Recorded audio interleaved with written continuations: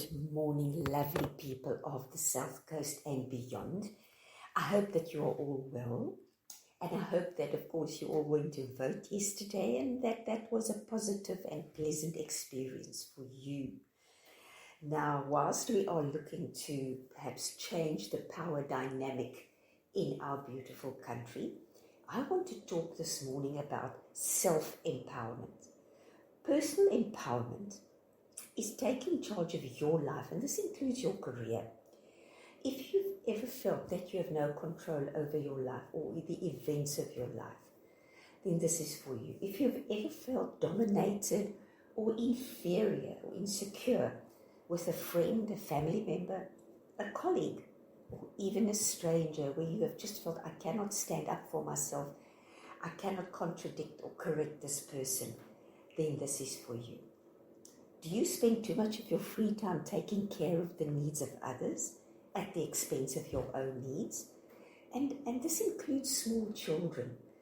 Just remember, we teach our children how to treat us. And if you pander to every whim and need of a small child, you are effectively teaching them that they have the right to demand and you do not have the right to refuse. Now, of course, I'm not talking about the needs of the child, like when they're hungry or thirsty or whatever. I'm talking about just being too on call, to pandering to their every need. You feel powerless in these situations and you feel that you haven't got the right or the powerless, the right to say no. Well, the good news is that you can change this by starting to make different choices. You can make choices that speak to your needs, and in that way, start taking the power back. We give our power away, and take note, I say give it. It's not snatched from us, we give it away by not honoring ourselves, by not honoring our needs, and by not saying, you know what, I don't want to do this. Thanks, but no thanks. Or yes, I am going to do this, and I appreciate that you don't agree, but this is what I need for me. And again, I want to make a slight distinction here, empowerment and entitlement. I am entitled to shelter, I am entitled to care, I'm entitled to a certain amount of consideration and respect from those around me. But empowerment is knowing what I need, what I desire, and that I have the right and the ability to pursue my needs and desires without being afraid, without fear, and without trampling on the rights of others. Okay. So I don't get what I want at your expense. Same as you can't get what you want at my expense. Keep that in mind. So in order to be happy, we need to experience autonomy over our lives. That is actually one of the major contributing factors to happiness. Do I feel autonomous? Do I feel I can, and I use this expression advisedly, do as I please? And again, I'm not talking about trampling over other people's rights, disregarding them, being inconsiderate.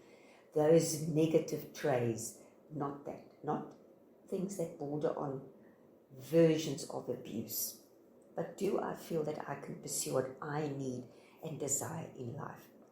In other words, personal empowerment is about taking control of your own life by making positive choices based on your needs and desires. True personal empowerment, however, comes from converting intentions into actions. Oh gosh, you know what they say, the road to heaven is paved with good intentions.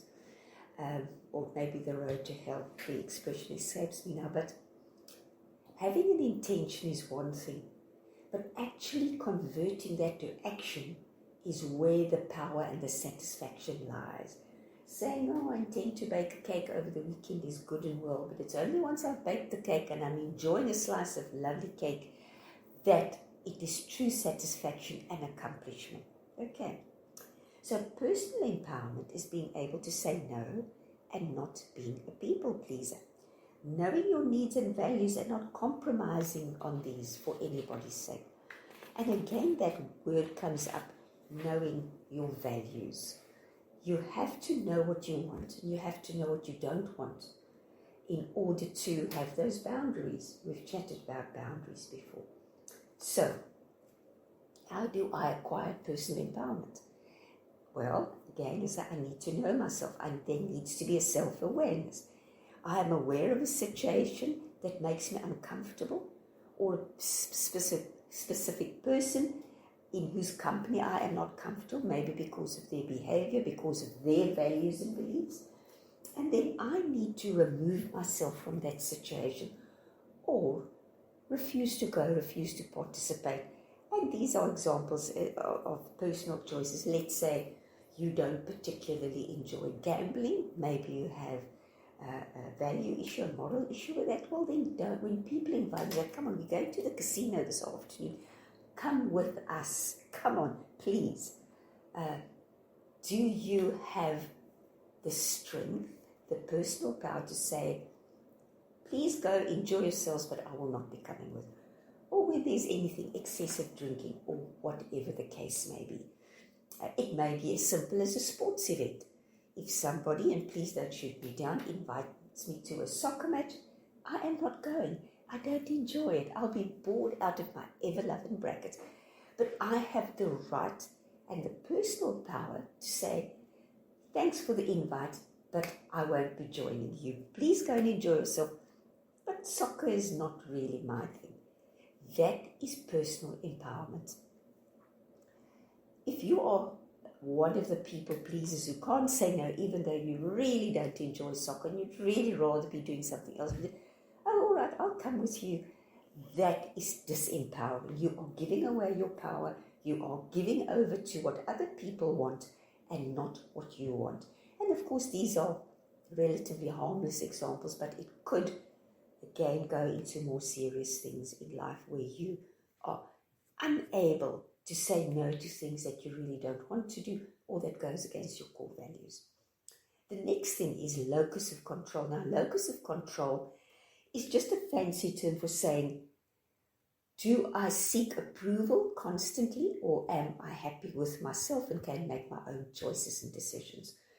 So if your locus of control is external, you're a people's pleaser. You're a puppet with other people pulling the strings. You are constantly doing things that people ask you or for others so that you can gain their approval, because the thought of them disapproving of you is more than you can handle. If your locus of control is internal, you make up your own mind, you make your own choices and decisions for your highest good. The next one we look at is emotional intelligence. Gosh, we've chatted about this before, and it is so key in every area of your life. When you are aware of your emotions and you can park them and say, I know I'm angry, I know I'm upset, I know I'm frustrated, I know I'm incredibly sad, but I can park it and then say, but what logical thinking, what logical actions will get me nearer my goals? Because behavior or utterances fueled by emotions generally 99% of the time makes the situation worse. When you say things and do things in a moment of heightened emotions, it is very rarely the best choice. So either walk away and say, I need to process my emotions and I'll come back to you. Or if you are able to say, look, I know I'm really frustrated right now, but I'm going to park that frustration. I'm going to keep my end goal in mind.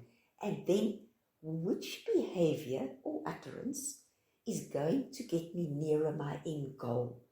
And which behavior or utterance is going to take me further away? If you can have that personal empowerment, that self-awareness of knowing your emotions and being able to control them and park them before you act or open your mouth, then this is empowering. And of course also to be aware how others' emotions affect them. If your teenager comes home highly upset because of something that's happened at school and they are acting out their frustration, then you are able to provide the sounding board, wait till they've calmed down and say, now let's look at what's really going on here and find the best way forward. Okay. Then the next thing is identify your goals. If you don't know what your goals are, you really are floundering. You really, I almost want to say, live by accident and succeed by accident, and things go wrong by accident because you have no clear, as I referred to them in the past, landing lights. You don't have goals that guide you on a path of action of what you need to say, what you need to do to get you where you want to be. You know, we take the usual suspects of health and fitness. If you want to get healthy or fit, you need to make choices that will promote your personal health, not sabotage it. If you want to get a better job, you need to make choices that are going to equip you for a better job, for a promotion, or whatever the case is. You cannot just sit there, bemoan your lot, and then wonder why life is showing up the way it is. So identify your goals and then choose behaviors that support the goals, not sabotage them. Okay. Of course, the easy thing to do, or maybe for some people not so easy, is identify where you are unhappy or dissatisfied and start making different choices in that area. So let's say I am not particularly happy with my knowledge in a certain area of my profession. I need to then say, well, I would love to know more, or I need to know more about a particular topic, let's say self-empowerment. Now I need to go and research it. I need to talk to experts. I need to go to a library that has an academic section so I can educate myself. Then I can become satisfied, happy, confident that I can speak to my clients or my audience with insight and authority. And then as far as relationships go, folks, you know, every year we prune our roses, we prune our fruit trees, and I'm sure certain other plants as well, cut them back so that they can grow back stronger and better and bear more fruit and flowers and give us a lot more satisfaction. And we need to do the same in our lives. It is a good exercise to look at the relationships in your life and see which ones nourish you, support you, and which relationships are sucking the joy out of your life, are sucking the energy out of you, and to prune them away. You are the average of the 5 people you associate with most. So look at the 5 people in your life you associate with most. And if they are not adding quality to your life, if they are not in a way forcing you to grow, to stretch yourself, to become more, then perhaps it is time to cut them back a bit and start incorporating friendships that are going to make you better and stronger and not going to weigh you down with excess foliage or dead branches. So you get what I mean. Look at your relationships, because relationships that influences us negatively, be it someone who's criticizing us constantly, who criticizes our ideas, who doesn't value us, who doesn't stretch us, they are breaking you down. And it's not necessarily that they intend doing it, it's just that you want more from people that you allow into the front row of your life, the front row of your production. Develop your strengths, as I say, learn, grow, equip yourself for the future, be proactive. You cannot just sit and see how life unfolds and wonder why it is what it is. Measure the impact the new choices have had. Am I closer to my goals? Am I happier? Am I more confident? Do I find it easier to say no to something that I either don't want to do, haven't got the time to do, aren't interested in particularly, or am I still a people's pleaser? So measure the impact of your new choices. Become excited about what tomorrow can bring you, what you can create, what you can craft with the new choices you are making. Am I happier? Am I feeling more in control? Am I feeling less overwhelmed? If you cannot answer positively to these things, then you are still not making the right choices. We've spoken about journaling before. Journaling is amazing. Write down what you think, write down what you feel, write down where you want to go, write down what you're happy about, what you're not happy about. Journal and read back and look at the patterns, look at the themes. You'll be amazed what you learn about yourself. Apart from the fact that journaling is cathartic and it is therapeutic. So, journal. Describe yourself only in positive terms to yourself and to others. Self-talk is that tape that runs in our heads 24/7, and it's either telling you how weak you are, how useless you are, you're not good enough, you're not tall enough, not short enough, not thin enough, not fat enough, not clever enough, not old enough, not young enough. Or it is telling you, you are great, you are fine, you're doing well, you're on the road to improving constantly. You are making better choices every day. You are finding a little bit more satisfaction in life. And when you have to describe yourself, or when the opportunity comes, don't say, oh, no, I'm not good at that. Well, there are certain things we are not good at and we're happy with that. But I'm referring to those things where we break ourselves down. We actually don't even need anyone else to do it for us. We do it by ourselves, for ourselves. That is disempowering. It becomes your core belief that I am not enough in whatever area or in all areas. So start talking to yourself, referring to yourself only in positive terms. And then you start seeing the changes as you start finding your power, as you start claiming back the power that you have so willy-nilly scattered all over the place. You start taking it back. You know, life really is choices, and your life has shown up in direct proportion to the choices we have made up until now. And if you're happy with life and your life is great, then well done, then you have made good choices. But most of us have at least one area that we are less than happy with, less than satisfied with. Now again, it depends how important this area is to you, but we're talking here about things that matter, aren't we? You have to start making different choices. You have to say, as from now, I am going to make a different choice to what I have been making. Because, as I've said and will keep saying, you cannot make the same choices and somehow expect a different result. You cannot live this conditional life that I will only be happy when so-and-so approves of me, when so-and-so says, well done. I have got to take that power back and say, I am not happy with myself and I'm going to do better by myself, for myself. I'm going to realize my potential and I'm going to pursue my desires, not at anyone else's cost, but certainly by taking back my power and making different choices. Life is a series of choices, and the quality of your life reflects the quality of your choices. But I don't care how old or how young you are.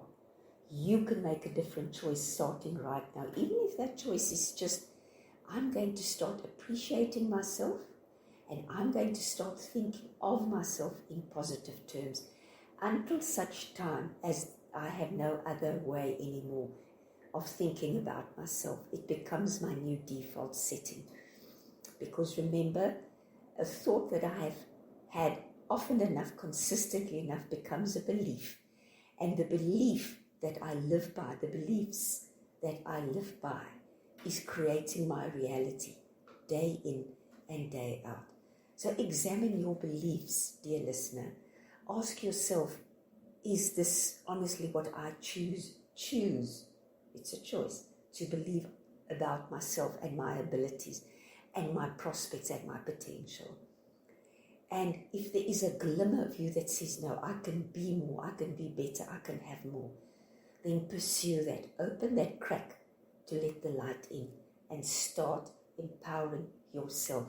And self-empowerment means self-empowerment, not other empowerment, waiting for someone else to change. That is conditional living. Do it yourself. Be clear about where you want to start with the changes. Document them, journal them, and see the change that will start unfolding. And I promise you, by the time September rolls around, you will have a different script to live by. A far more positive one, an empowering one, and a satisfactory one. So I hope, listeners, that this was useful. Again, as always, feel free to contact me if you want more info, more insight, some support.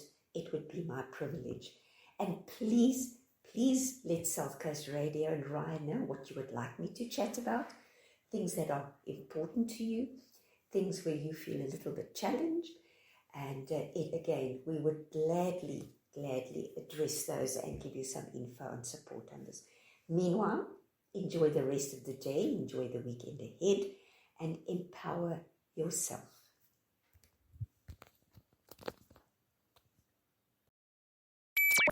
The radio station you can't live without. This is your radio. This is South Coast Radio.